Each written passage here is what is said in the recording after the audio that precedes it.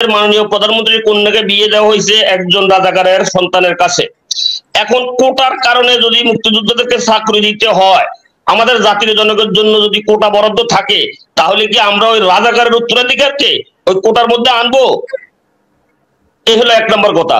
2 নম্বর কথা হলো, জয় সাহেব বিয়ে করছেন একজন ইহুদি। এখন যদি মুক্তিযোদ্ধার কোটা দিতে হয়, আমরা কি জাতির জনকের দরিদ্রের সেই বিদেশি নাগরিককে কি আমরা সেই কোটা অন্তর্ভুক্ত করব? ঠিক। আমি সর্বপ্রথমে আব্দুর রহিম বাংলাদেশ থেকে, তাই বাংলাদেশের বিষয়ে আপনাকে প্রথমে কথা বলার অনুরোধ করছি। একটা আলোচনায় আলম ফজলুর রহমান স্যার এবং আরো 2-3 জন লোক ছিলেন, ওনাদেরকে আমি এরকম স্ট্রেট ফরওয়ার্ড কথা বলা পছন্দ করি। আমি মুসলিম, আমি মনে করি এখন আমি আপনার সাথে কথা বলতেছি, একটু পরে আল্লাহ পাক রাব্বুল আলামিন যদি আমার জীবন নেওয়ার জন্য আজরাইলকে নির্দেশ দিয়ে থাকে, আমি চলে যাব, কেউ আটকে রাখতে পারবে না। আমি যে কোনো জায়গায় কথা বললে আমি আপনার একটা টকশোর একটা কথাকে আমি কোট করি। আপনি কোনো একটা টকশো তো বলছিলেন যে এই সরকারের বিরুদ্ধে বলতে গেলে যদি বেশি কিছু দিতে হয় তাহলে 2 ইঞ্চির একটা বুলেট দিবে। আপনি মামুন মাহমুদকে খেয়াল করে দেখেন কোনো একটা টকশোতে বলছিলেন কিনা। এবং আমিও দৃঢ়তার সাথে দৃঢ় করতে বলে যেতে চাই, সর্বোচ্চ দিলে আমার মৃত্যু আমাদের মাননীয় প্রধানমন্ত্রী করতে পারবে না, ওই কেউ করতে পারবে না যতক্ষণ না আল্লাহ কবুল করে রাখছেন। আমি মামুন মাহমুদ ভাইকে বলবো, এবং মাসুক ভাই আমরা যে প্রশ্ন করছেন শিক্ষকদের, আমাদের এই শিক্ষকদের এখন শুধু শিক্ষকদের পেনশন না, আমাদের মাননীয় প্রধানমন্ত্রী এই দেশকে চালাইতে হলে শিক্ষকদের পুরো টাকা কেটে নিতে হবে। শিক্ষকরা এতদিন ওই যে সিঙ্গেরা পরোটা খাইয়া এই দেশকে চালাইছে। এই দেশ যে একটা পেশিবাদী শাসন ব্যবস্থার দিকে অগ্রসর হলো, কোথায় ছিলেন তখন এই শিক্ষকরা?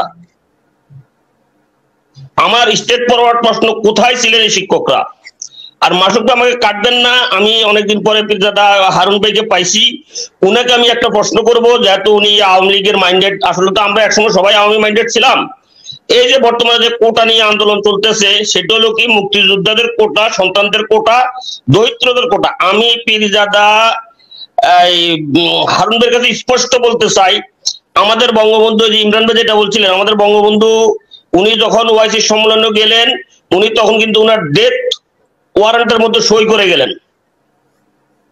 উনার ডেথ এই কারণে শেখ হাসিনা ওই ভারতের বিরুদ্ধে বলে না। বঙ্গবন্ধু যখন পাকিস্তান গেলেন, উনি ওনার ডেথ ওয়ারেন্টে সই করে গেলেন। এবং বঙ্গবন্ধু বেঁচে থাকা অবস্থায় উনার 2টা সন্তান, 2টা মেয়েকে 2 জন শিক্ষিত ভদ্রলোকের কাছে বিয়ে দিয়েছেন।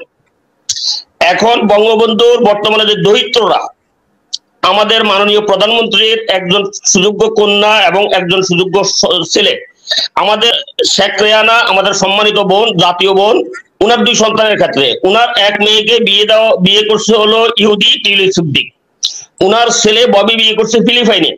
এখন আপনারা যেহেতু মুক্তিযোদ্ধার কোটা বলে আন্দোলন করতেছেন, আমার স্পষ্ট প্রশ্ন, ববি বিয়ে করছে ফিনল্যান্ডে, ফিনল্যান্ডে। আমার স্পষ্ট প্রশ্ন আজকের 3 জন আলোচকের কাছে, মামুন মাহমুদ ভাইকে বলবো, যদি আপনার মৃত্যু আল্লাহ যদি আজকে লিখে থাকে, আজকে রাত্রে আজরাইল এসে নিয়ে যাবে, ওই বুলেটের গ্রেপ্তারের ভয় পেয়ে লাভ নেই। আমি পঙ্গু অবস্থায় আছি, কোনো সমস্যা নেই। তো আমি পীরজাদা হারুন ভাইয়ের কাছে বলবো, 1971 সনে মুক্তিযোদ্ধা বাবার সন্তান রাজাকার ছিল, আবার মুক্তিযোদ্ধা সন্তানের বাবা রাজাকার ছিল। আমাদেরকে যদি কোটা দিতে হয়, সেই কোটাটা কি মুক্তিযোদ্ধার উপরে দিতে হবে? মুক্তিযোদ্ধার একজন সন্তান সে যে আমাদের স্বাধীনতা, সার্বভৌমত্ব, আমাদের দেশপ্রেম থাকবে, তার সন্তান বা নাতিদের এখানে গ্যারেন্টি কোথায়? আর আমার একটা বাস্তব অভিজ্ঞতা বলি, আমার পরিচিত, আমার নিজের মধ্যে আওতায়, সুতরাং ঠিক পরিচয় দিয়ে বলা ঠিক হবে না। তো আমার বাসায় এসেছিল তার মেয়েটাকে নিয়ে, যে প্রাইমারি স্কুলে এসে ওই ইয়েতে ডিজি প্রাইমারি এডুকেশন মিরপুর 2-এ তার একটা ভাইবা আছে। তো আমি মেয়েটাকে ওইভাবে দেখিনি, বাসায় আসাতে একটু সৌজন্য রক্ষার্থে কথা বলতে গেলাম। সেখানে দেখলাম যে আমার বিবেচনা যদি ভুল না করে থাকি, তাহলে সে 5-এ পড়ার যোগ্যতা রাখে না, পড়ানোর তো দূরের কথা। তো কিন্তু মুক্তিযোদ্ধা করে তার চাকরি হয়ে গেল। তারপর পাশের গ্রামে তাকে নিয়োগ দেওয়া হলো, সেখানে 5-এ পড়াতে পারছে না, 4-এ না, 3-তে না, এইভাবে ক্লাস 1-এ পড়ায়, এবং সেটা সুনামের সাথে নয়। তো এই যে প্রতিদিন কতগুলো ছাত্র তারা বঞ্চিত হচ্ছে, এটা একটা ক্ষুদ্র দৃষ্টান্ত, এরকম অসংখ্য দৃষ্টান্ত হয়তো সমাজ আছে। মোহাম্মদ আজিজুজ্জামান, উনি বাংলাদেশি এক এমপি, লেবার পার্টির উনি নির্বাচনী একজন ছিলেন, খুবই কাছের থেকে উনি নির্বাচন পরিচালনা করেছেন। গত রাতেও উনি সেই নির্বাচন নিয়ে ব্যস্ত ছিলেন, আজিজুস সামাদ। ব্রিটিশ নির্বাচন আর বাংলাদেশের নির্বাচন নিয়ে আপনার প্র্যাকটিক্যাল অভিজ্ঞতা, বাংলাদেশের রাজনীতি এবং ব্রিটিশ রাজনীতি, এখানে এখন স্ক্রিনে দেখতেছি আমরা 6 জন মানুষ আছি, কম বেশ সবার অভিজ্ঞতা আছে। আর আপনি তো ব্রিটেনে নিজে থাকেন, তো ব্রিটেনের রাজনীতি এবং ব্রিটেনের আপনার নির্বাচন এগুলো আপনি দেখছেন, আপনার পর্যবেক্ষণ আছে, আপনি নিজেও জানেন। তো আমি এইটুকুই বলতে পারি, এটা হচ্ছে গিয়ে বাংলাদেশের নির্বাচন এবং ব্রিটিশ নির্বাচন এটা ধারে কাছেও যাওয়ার মতো না, এটা নিয়ে কোনো কম্পারিজন চলে না, এটা অনেক পিছনে চলে গেছে। বাংলাদেশ এখনো 200 বছর লাগবে বাংলাদেশ এই পর্যায়ে আসতে হলে। আমি 200 বছর বলতেছি, কথাটা একটা মানে কথার কথা আর কি, কিন্তু যদি আপনার বাংলাদেশ ব্রিটেনের পর্যায়ে যদি আসতে হয় নির্বাচনের ব্যাপারে, এটা আমাদেরকে অনেক বড় ত্যাগ স্বীকার করতে হবে এবং আমাদের প্রত্যেককে একসাথে বলতে হবে যে আমরা ওই ধরনের একটা নির্বাচন চাই।